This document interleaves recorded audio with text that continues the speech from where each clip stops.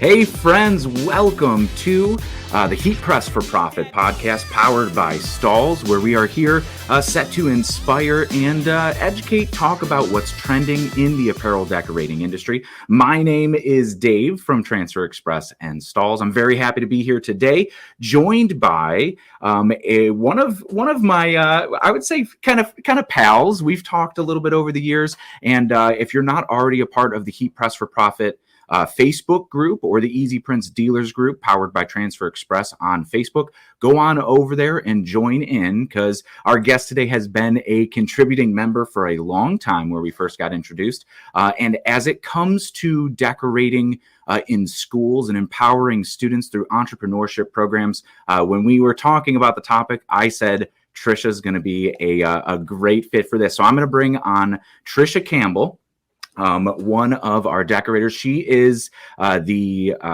owner, proprietor, and creative behind Game Time Graphix. But that's the end of the introduction. I'll let you introduce yourself. Tell us and the audience a little bit about yourself and kind of how you got started in decorating, just generally. Sure. Well, by trade, I am a high school business education teacher. I actually resigned from teaching at the end of last school year. So I'm not currently teaching, but I did for a very long time. And when I was teaching, and this was probably the early 2000s, I started noticing that everyone, kids, students, they were ordering T-shirts for every little event that came up. A 16th birthday party, they all wanted to wear matching T-shirts to school. Or, in my day, in the 90s, it was you went to Walmart, you bought some white shirts, you put some puffy paint on them, and you wore those to school, so you matched your friends. But these kids were like all out, going professional, like going and getting shirts from some shop. And I'm like, how'd you guys do that? So I just started noticing T-shirts being a more common thing that groups were buying. So at the time I was like, well, I wonder if I could do this. I've always been very creative. I taught graphic design, so I had that background. I messed around a little bit with making like some iron-on shirts at home, and the quality wasn't great. So I was like, what can I do? So I found Transfer Express, and in 2008 started Game Time Graphix. So just out of my garage, my husband and I, we were both teachers. He still is.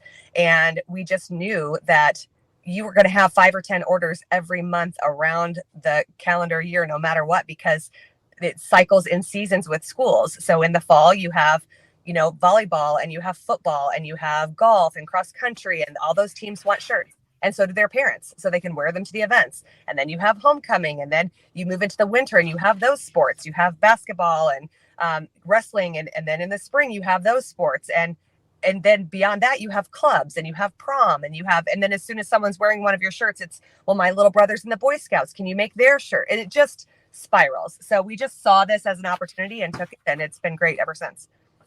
Awesome. And so you said you were being a teacher and founded Game Time Graphix. How did you get to the kind of position to start incorporating decorating into schools? Was it because a lot of it was revolving around school events or timely events, or kind of how did that come together? Well, honestly, for me, it was a personal, it helped my life. So I never really thought about having kids do this. And I really never hired any employees. I was just doing everything on my own. And so I had just hit the stage in my life where I was raising 3 children, teaching and coaching. My husband was coaching and also running a T-shirt business on the side. So I'm up at 4 o'clock in the morning making shirts. I'm up till midnight making shirts. And I thought, who could be doing this is high school kids. And they really, they could be doing this, and then they're learning business skills. They're running a business. They're getting work experience. And so I pitched it to the school where I taught at the time and said, this is an entrepreneurship class. These kids could run a business that they develop, and here's how you would do it. And all we would need is a heat press. Like, do we have enough money for a heat press? Because that's all we need. And then everything else is bought on demand. And, we start to build up money. And so my principal at the time was like, that sounds like a great idea. And what do you think the curriculum looks like? And I said, oh my gosh, they're learning business communications. They're going to talk to their customers. They're learning supply chain because they're going to have to order and source everything that they do. They're learning quality control. They're learning, accounting as they invoice everybody. So to me, it was like a mashup of every possible business class that you could teach. So it just seemed perfect. Well, and then put in like practice to like actually real world. It's not like some mock scenario kind of thing. Like you're actually printing and fulfilling orders, and that kind of like ballooned into like a kind of position, like a job, like a company all of its own, right? Right. Like the students were fulfilling orders then for the school. Well, absolutely. And that's the thing. Like, so, and we didn't advertise. We never had to advertise. We made our first order. And then, I mean, I would come to class every day. And even though it was an afternoon class, I had the class at like 1 o'clock or something. I still, the first 10 minutes, I called it our morning meeting, because in industry, that's kind of what companies do. They gather around to do their morning meeting and then they go about their day. So almost every day at my morning meeting, I had a new order. A teacher had stopped me in the hallway and their volleyball team needs shirts, or, a parent had emailed me and they're doing a community theater play and they need shirts. And just as soon as we did the first one, everybody had heard about it. And for these kids, and I, at the risk of sounding like an old lady, they're different than when I went to school. Kids are busier now, and they are in AP classes and dual credit college classes, and their schedules are packed, and then they're in sports. And if they're in travel sports, they're driving an hour and a half after school for practice, doing a 3-hour practice. On the weekends, they're traveling all over the country for sports. My daughter did it. We live in central Illinois, and she played volleyball tournaments in Louisville and in Dallas, Florida, and all over. So they're busy and they can't have jobs. And so then they leave high school and they've not worked. And so it's like, this is giving them that job while they're in school. So that was with awesome. No experience. Yep. Because then it's that vicious cycle of they go to try to get their first summer job and someone says, but you don't have any experience. But then how do you get experience? It's just this whole, so this gives it to those kids in school. They fit it right into their school day, and now they have a job experience. That's awesome. Well, I'm going to back up a little bit, because you said you touched on like you were like, all we need is a heat press. Do we have budget for a heat press? Now, was that that I imagine that was kind of influenced by what you were doing before you integrated it into the entrepreneurship program. But why a heat press over, say, like a direct to garment or manual screen printing? Yeah. So at the time, honestly, I didn't even honestly know, I don't think, much about sublimation. I've learned a lot since even 2016 about all those things. I didn't know much about direct to garment or direct to film at the time. I learned about those when I went to trade shows later with my students. But what I knew about was traditional screen printing with tubs of ink and spatulas and squeegees and the fumes and the mess and the just the sheer space that it takes up. I just knew that we couldn't do that. We didn't have ventilation. We didn't have sinks. We didn't have, we didn't have an industrial space like that. But we did have was a standard classroom that you just need a table to put a press on. And honestly, if I'm being honest, in our very first classroom, the press was on the floor and my kids were on their hands and knees doing shirts, and that's okay. Then we figured out what kind of table we needed it on, or countertop, and where we could put it. And when I started, we had one press. When I resigned from that job, we had 4, Wow. and hat presses and an embroidery machine and 6 vinyl cutters. And, it just expanded as we made money and could do that. But I just knew at the beginning, from what I had done with a heat press, and then leave all of the hard work to Transfer Express in terms of just ordering transfers. And even honestly, my kids had like graphic design skills because I taught that. But I also knew that they didn't need to be awesome at it, because everything's done in the online designer with Transfer Express, and they could even hand sketch something and submit it to the art department and they create it. More than once we had a student draw a design and sent it into Transfer Express and said, can you make this look reasonable? And it looked awesome. So you're employing a whole other set of artists and editors and things by partnering with Transfer Express. So in my mind, it was the easiest, most economical, space effective, and lowest learning curve for the kids. Can you pull down a handle and press a shirt? There was nothing else to mess up. They're not going to mess up the registration of multiple colors. It's all on a transfer. So yeah, unless you start printing a little bit too low, just learning the placement of it.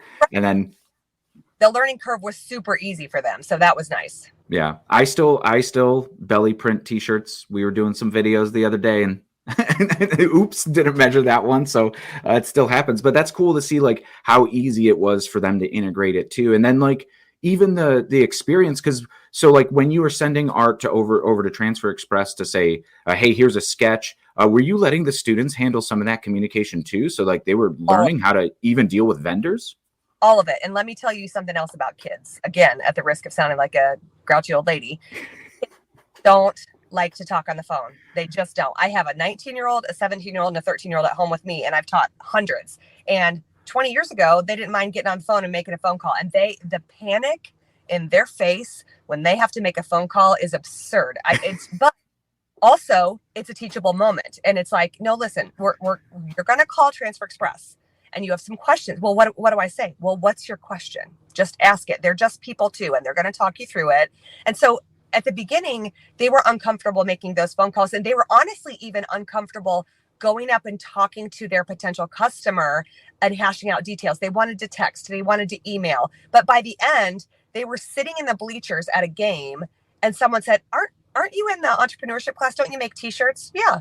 Well, my church group's thinking of getting some. And then they're having a full conversation with someone. Well, how many ink colors do you have? And what's the quantity? And I can get you a quote, and they're doing all of this business communication, and they're talking to adults in an adult conversation. And they were not comfortable with that at the beginning. And by the end, we even had one of our Hotronics presses had, a little issue. I don't remember what it was, but one of my students got on the phone with Hotronics. The gentleman on the phone talked him through it. Next thing I knew, my kid had a screwdriver out, was taking the back off, sending in pictures, and figured out like what piece we needed to buy and put in there. And they fixed the press, and they would have never made a phone call at the beginning of the semester. So tremendous growth in their confidence level, their communication skills, their problem solving skills too, because, something happens, right? So, oh my gosh, I didn't read the email properly, and these shirts are due tomorrow, and I thought they wanted short sleeve and they wanted long sleeve, and I've already ordered all of these things, and what do I do? And so then they're solving problems and figuring out what we can do in a short time frame. And so they did all of that. I didn't do it. And they would call me over to their computers when they were ready to check out, because when they see that they're spending $2,000, like, I don't want to press this button in case we're not supposed to spend that money. But the most common phrase that I uttered in my classroom was, I trust you, just do it. I trust you. No, just design it. Just send them an email. Just check out. Just click the button. And they are rarely ever given that autonomy in school. And like you said, the fact that it's real. So if you don't turn in your English term paper on time, it affects you. Like, who else does it affect, right? But if you don't get those t-shirts made for that t-ball team, they don't have uniforms tonight for their game.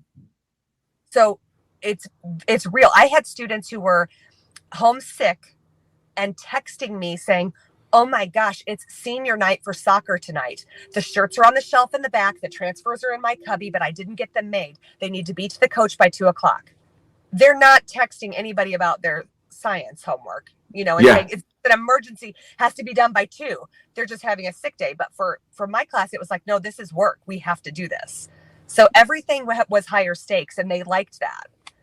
Sometimes you, like, even in like workplaces that I've worked at, you don't even have that level of autonomy, like to be able to put trust in them and have them do a good job, understand, I guess, the consequences. But like, that's real world work experience. That's better than like working at McDonald's, Yeah, absolutely. No, they're making decisions. And I mean, you can do it a number of different ways. I've had teachers over the years, many teachers say to me, like, how do I do this? I want to do the same thing in my classroom. So I do offer Zoom sessions where I teach other teachers how to do this as part of Game Time Graphix. Like, basically I'm saying, listen, I'm running this business, and the way I ran my business is the way I taught my kids to do it. The only difference was there were a bunch of them where in my business, it's just me. But basically, I kind of sketched out what it means to be a project manager, kind of like a timeline. Like, when you start this, it starts with talk to your customer, get the details, look at what your supplies are going to cost you, make a quote, figure out your deadline, order your stuff. When it comes in,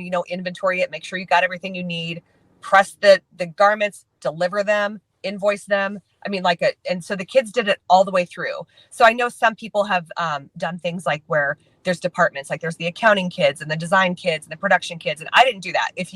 When you were a project manager, you took a job from its first idea all the way through to completion, and that was your job. So you owned that all the way through. And so then kids would see, I mean, those are my shirts. When they're at the football game, I made those. Like, those were, or I made the Scholastic Bowl shirts. Like, that was their job. So the kids really liked that because they were in charge of something. They were the... Yeah, you'd have that sense of pride. You have that, it feels good. It's the, I don't know, it happens to all decorators, I think, where like you see it out in the wild, or you see the whole team together, or you get the photo of the bachelorette party of everybody looking matching, and you're like, yes, that's why we do these things here. I did want to ask too, because speaking of the autonomy and letting them be project managers, you had mentioned that like by the evolution of this program, you had brought in an embroidery machine and you were using vinyl cutters. Were they having to figure out and select which kind of decoration method would be used? Yeah. So when we were thinking of getting a hat press, we didn't have one yet. We were just considering it.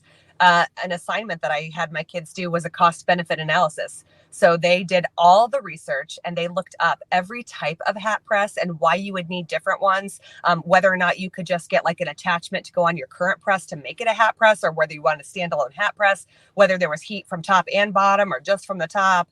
And then they were like, okay, now that we would have the press, how much do hats cost? How much do patches cost? What could we decorate them with? And then who would buy them? Who would our target market be?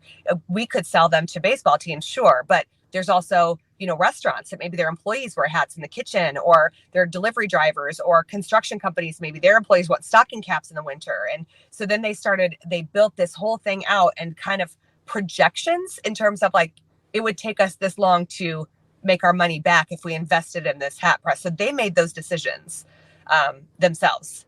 And one thing I did, the kids would laugh if they were watching this. I had this assignment called Friday summaries. Every Friday, they had to turn in a summary to me of 3 things that they watched. And actually their library of what they were watching was the Stahls YouTube channel, the Transfer Express YouTube channel, or the Stahls blog or Transfer Express blog. And they would come back in and go, and listen, I've never done this, but somebody showed me it. They're like, did you know you could do this like confetti thing on shirts? I'm like, what are you talking about? Confetti thing? You take an old transfer that you don't want anymore and it has ink on it. You take scissors and you like rub it against the transfer and it sprinkles down onto a shirt. And then you put a cover sheet and you press it. And now you've got like it's like a paint splatter effect on a shirt. Like, no, but that's super cool. So then they're learning. And I mean, again, when I started, TikTok really wasn't much more than dancing. Mm-hmm. And then it was, there's a lady doing this on TikTok. Why aren't we making these? We should be doing this. So then their TikTok feed, their For You page, that algorithm is actually treating them like a screen printer because of all the things that they watch. So the kids just changed completely throughout the course. I mean, they were making decisions. They were choosing different methods. They knew why sometimes we had to use a vinyl cutter in a pinch, that somebody needed a shirt today. In Transfer Express, fast, but they're not that fast. I can't get it same day, So, and maybe I'm not going to spend the money for one, right? So then they knew when to do, and that's why they learned a lot of it from going to trade shows. So we ended up going to the DAX trade show a couple of times. COVID got in the way of a couple of them, but we always went to the Transfer Express booth, and the kids just felt like they were meeting celebrities. Like, we order from you guys. Like, this is so cool, And then, so then we learned about direct to film and direct to garment and all those things, but they still liked the ease of transfers better. I mean, that they still, they never made the decision. We had money by the end of what we were doing. We had money. We could have bought a sublimation printer. But they were like, no, there's limitations. You can only print this size and you can only print on these colors. And like, they still were like, nope, Transfer Express is the best deal. So I love that, because it's not just learning the kind of the ins and outs of the industry. Knowing what to use when is I think a very common question that we hear a lot, and it comes down to profitability, or like the specs of the job, the quantity, the colors in the art, or anything. But then hearing about how, I mean, you took them all the way to even like cost benefit analyses and profit projections and market, like does the market allow, like, can we sell these hats? That's because like, that's the thinking that like you get those examples. I'm hearkening back to when I was school, and I don't want to sound like an old dude here too, but like we never had, they would tell you things, or you'd go through scenarios, but nothing really had that whole picture concrete. You don't see the full picture of the industry and how it like matters to the customer. And then getting that these are high school students, right? Yeah. Yeah. So getting this in high school is like just setting you up for success, like down the road to the real world. So tell me, I mean, when you guys got some money going in and you started like bringing an embroidery machine in, how did that kind of affect the way that the kids were like, were there specific kids trained on that, or like everybody was a project manager able to, source and fulfill everything and operate that machine? Yeah, so we had our specialists, that were really good at the embroidery machine. And when we first got it, we had to find a dealer that could sell it to us. And then we asked that dealer if they would provide training. And they happened to be a local sewing store in just one town over from where I was teaching. So we went on a field trip. The kids went there, learned how to use it. And then it still, even toward the end, they hated hooping hats, absolutely hated putting a hat hoop on, loading the hat into the machine, trying to get it to stitch and getting, honestly, maybe it was just our machine or our inexperience. I got a 6-needle embroidery machine, thousands of dollars. And at the time I couldn't even sew a button on a t-shirt, or not t-shirt, a button up shirt. Like I don't sew. So then I'm learning how to thread these 6 and bobbins. I didn't even know what that was, so we all learned together, which I think is something that teachers should understand, is that they don't have to know how to do this either when they start. They're a guide, and their teachers are smart. Teachers know how to organize. Teachers know how to, lay out plans. And so you can learn along with your kids and still make it very structured, and Transfer Express can help you do that. But yeah, the kids, they still were able to say like, okay, well, for this run of things, yeah, embroidery makes sense. But for all these hats, it's for some designs, it was taking 30 minutes to stitch a hat when we could order embroidered patches from Stahls and press them in 1 minute. So why wouldn't we, So, and then there was troubleshooting there. There's a learning curve on that. We had to call Stahls and say like, these patches aren't sticking. And they're like, well, are you using heat tape? Oh, no, we should use heat tape. And, and then they, so yeah, but I mean, they learned all the equipment, and then they made the choice as to which one was most effective, or definitely cost effective, but time efficient as well. So certain things take more time, and even with transfers like ultra color, soft, or you may have to press for 20 seconds and then wait for it to cool. And do we have that kind of time? So, that went into everything, and they learned that by the end. So yeah, so it's pretty impressive. That's awesome. Yeah. And then even with all the technology you had, you mentioned a little bit ago about like church groups. And so even like customers, let's say outside of the school, that these your project managers, the students, were also sourcing work for too? Absolutely. So it started out with just the school district, and we would have stayed busy enough just with the school. I tell people all the time, we were running a full-on screen printing business, doing as many jobs as somebody who has a brick and mortar shop that's full-time. And we had 46 minutes a day. That's all we had. But I had 12 kids, or 15, depending on what the semester was. So we're getting a lot done. And these kids were so excited about what they were doing and so willing to work. They would come in on weekends. We'd have pajama parties on the weekends, and they would come in their pajamas and make shirts. But yeah, when they were out and about in the community, it just naturally expanded. We had the capacity to do it, so we did. I mean, we could have turned orders away, but we never had to.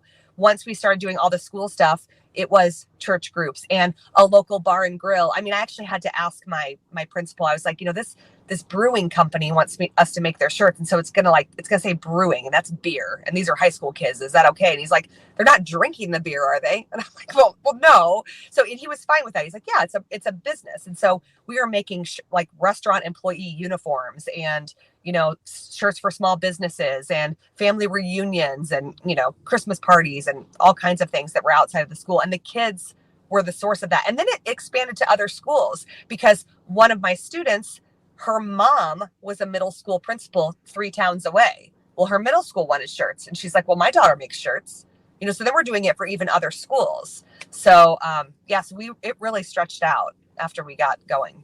That's absolutely incredible. And yeah, you mentioned like you guys bought a heat press originally, but I know like now in 2023 that heat presses seem to be very prevalent in maker spaces at libraries, or even like, because my wife is a middle school teacher as well, and like in their maker space, they have a heat press there. And I like the high school runs the Spirit Store as part of like their entrepreneurship program. But it's even like some extracurricular stuff, and where she started like using the heat press. I mean, knowing me and being inspired by some of the work that I do, like, well, this is easy. I could bring this and have my students do it. And so she even started working on a program where she was doing like shirts specifically for her like special education department. And then it started to grow to other like teams in the building, to the point where even like the district had to come down and be like, hey, if you're buying shirts, you got to go through the Spirit Store.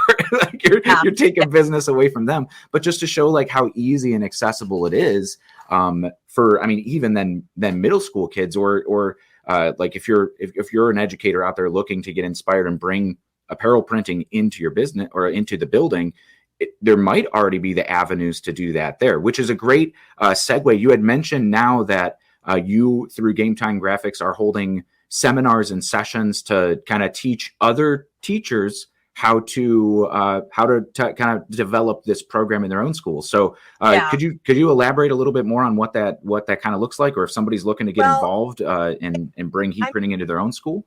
It started just because a lot of I was a member of a couple of Facebook groups for business teachers, and people knew what my students were doing, and I just started because I couldn't field the questions that were coming to my Facebook Messenger. Like, I also want to do this. How do you do it? So I type up this like really long email, and then the next person asked me, and I'm like, well, I can copy and paste some of what I told that person, but you have a specific situation, so let me just tell you. And then I was like, I can't keep up. Like, I can't teach and coach and raise my own children and run a business at school and also tell everybody else how to do it. Like, I couldn't do individual emails.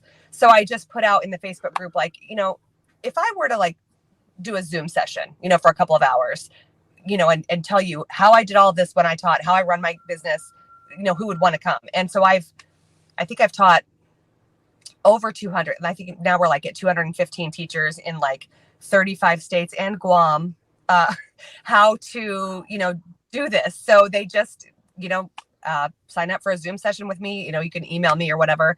But yeah, I have Zoom sessions as often as I can. I mean, it ends up only being like 2 or 3 times a year, but when I do that, then I say, hey, also here's my cell phone number, text me. I'll get a random text message from a teacher that says, is this the right print method? Like, should I be using Ultracolor Pro for this? And, then I'll talk it out with them. And they're just looking for someone who's done it before. Mm-hmm. And sometimes they're in a session, they'll be like, when I signed up, I had no idea I could run a business with students. And when I leave the call, like in 30 minutes, I'm going to order everything and I know I'm going to be fine. It's just knowing that it's manageable, that the kids can do it. That it's not as hard as they think, right? I think originally when people think screen printing business, they're picturing all the equipment, right? They're just picturing, the 8 arms of a traditional screen print where you're spinning it around and putting, like I said, the spatula with the ink and the squeegees and the screens.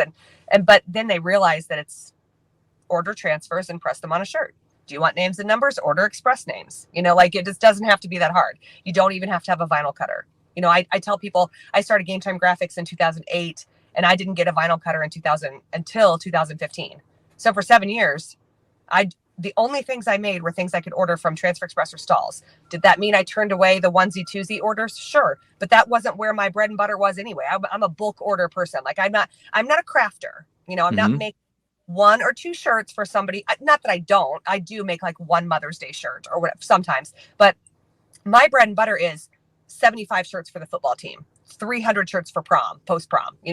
So I'm in it for bulk anyway. And Transfer Express makes that easy. Can you imagine weeding 300 shirts that you cut out of vinyl? The time involved, I can't even imagine. Especially when you're teaching kids and there's only 42 minutes in a day, or you're juggling work and then family and then everything else to then, instead of printing t-shirts. But does that help kind of break that stigma down of like, well, it's not like, this is going to be more about being an entrepreneur and learning the business side of things than like, because I imagine some people, when they're like a t-shirt printing program, this is an art class, like that. We're not looking about the craft of it. We're looking at, and like, so does that help you kind of harness that and kind of direct it towards the entrepreneur side of things? Totally. And also these kids, I'm telling you, I have kids that when they left my class, they were entrepreneurs. I had a kid so nervous. He was in the car with his dad. I've known this kid since birth. This child actually happened to be, if he watches this, he'll know exactly what I'm talking about. He was born moments before my daughter in the hospital. Like I was in Lamaze with his parents. He was born and my daughter was born same day, same hospital. So I've known this kid forever. Then I end up years later teaching at the school where he goes to school. So he takes my class.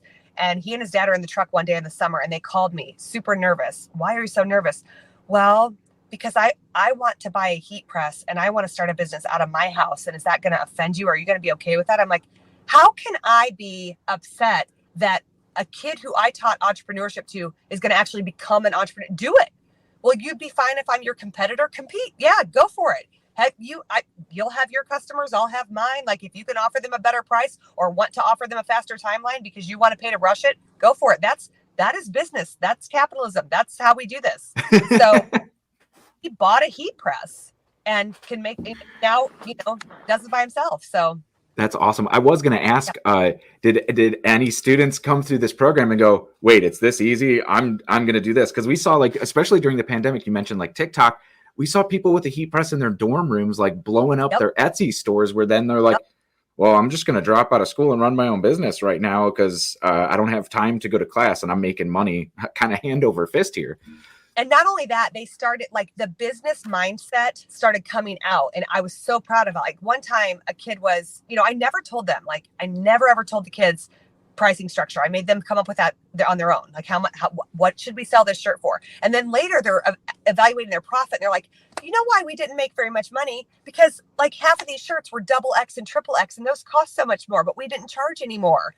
Do you think you should upcharge for 2XL and 3XL? Maybe you should, and that's a moment that they learned. That another kid was looking at shipping on all of his invoices. And he's like, I have not been passing this along to my customer. We're not absorbing Like that was actually the same kid that ended up buying the press. His business mindset was just so strong. He's like, I'm passing that along. They need to cover that shipping. I'm like, there you go. So the pricing structure, they have a total, it's a business class. This is not an art class. It's a business class. Yeah. And yeah, being able to focus on the business side of it and not all that time on printing really allows that. We do have a comment in here from Beth at Whitlock Morton. This is such a fantastic way to educate and grow young adults into savvy, business-minded people. You're doing an amazing job, Tricia. So a nice little good shout out there from Beth over on LinkedIn. But yeah, before we wrap things up, I know that we're already getting close to time. These conversations always fly by so quick. But what would you say is like the largest challenge for educators bringing heat printing into schools? Is it just getting started, or is it the what to use when, or what are some of the largest questions that you start to field? The biggest challenge for educators is the monetary side of this and the spending and how to do the expenditures. And so that's a huge thing. My school was incredible with literally giving me a credit card. I didn't keep it in my desk. I wasn't going out on spending sprees, but they got a credit card just for my class. I was able then to save that card into, Transfer Express and into Amazon in case I needed other supplies, or into, other vendors where I bought things from. And I was able to buy everything and at the end of the month, pay that off. We actually set up with Transfer Express, we set up net 30. So for our transfers, we were able to just, charge them for the month and then pay them off at the end of the month. For schools who their purchasing procedure requires that every single decision be put on a PO and then signed by the department chair and then the principal and then the superintendent before you can order, that wouldn't have worked for me in my time frame, because we were doing a quick turnaround. Like when this team needs something, I'm ordering their shirts today and their transfers today, and we're going to get them in 3 days. And, so if I would have had to route through the red tape of all the signatures, I would have had trouble. So that is something that I think schools will have to individually tackle. But sometimes it's often, a lot of times in my years experience at multiple different districts, administrators often just want to know, is it working for anybody else? Is anybody else able to skip all the red tape, all the signatures, and just do it this way? Because if we have a model we can copy and we know it's successful, then we can make this exception for you. But sometimes they're not willing to be the first one that does that. So I think that's the tough part to manage. I could only imagine. Red tape doesn't really help anybody in those situations. And for hearing the stories of my wife looking to do like jerseys for the Special Olympics that she just was a part of, like that was a month-long process that like luckily got the ball rolling beforehand. Because if you are working on like a quick turn like that, ain't no way that those are going to get done. So that's I mean, then that is another layer that then the students have to get involved with, instead of just like, this is the regular way of doing things. And like, this is how like a normal business would be conducting operations, as opposed to, a school with going through, escalating up and out. But Tricia, thank you so much. This has been incredibly insightful. And I hope this inspires other educators to get things rolling in their own schools, or just, I mean, it's awesome to hear about the impact that you've made on so many kids coming up that otherwise wouldn't have got this hands-on experience. And I really hope to see a lot more programs like the one you founded and the one that you continue to teach to other teachers out there, and just see this grow, because I think the apparel decorating industry too, it's cool because a lot of people don't know. Everybody has graphic t-shirts. We all have screen printed t-shirts in our closet. And like, a lot of people don't know how it's made or the actual industry behind it. And then, I mean, the skills that you'll learn dealing with vendors or actually producing shirts, and those relationships, the social skills you talked about, like that's kind of stuff that like developed early in a real world setting. I mean, it's gonna kind of benefit these kids for the rest of their lives, their professional careers and their personal careers too. Yeah, I had one young lady I can think of who was the most shy, the most socially anxious, really, to speak to anybody, and really couldn't handle talking to adults. It really stressed her out. And at the end of her senior year, she'd been in my class for 2 years. At the end of her senior year, she went on to play college softball, and she was so nervous to meet with her coach in person for the first time, the guy who had recruited her. But she said something about being part of a screen printing class, and on the side, he screen prints, and then she had all these adult conversations with him about suppliers and business, and it just saved her in that situation. So it's crazy how many times something like that has happened. Awesome. That's fantastic. Again, Tricia, thank you so much for joining us here on the Heat Press for Profit podcast. Now, while we are talking about heat printing in schools here today, I did want to mention the Stahls Family Scholarship. So throughout 2023, Stahls is awarding 8 total scholarships. That's each quarter, there are 2 lucky winners, 1 small business and 1 school. Winners are going to receive the exclusive Dream Shop package featuring 2 Hotronix heat presses, essential heat printing accessories, and on-site equipment training with a Stahls expert. We are looking for businesses ready to take their decoration abilities to the next level, and schools that foster entrepreneurial development among students, just like we talked about here today. The Stahls family is ready to help you fulfill your apparel decorating dreams. You can learn more and apply now for your chance to win at stahls.com/2023-Stahls-scholarship. I again want to thank you, Tricia, for hanging out here today with us on the Heat Press for Profit podcast, and keep an eye out for upcoming episodes live every single Friday at noon, and new episodes dropping every single week wherever you listen to podcasts. But until next time, I'm Dave. Happy pressing.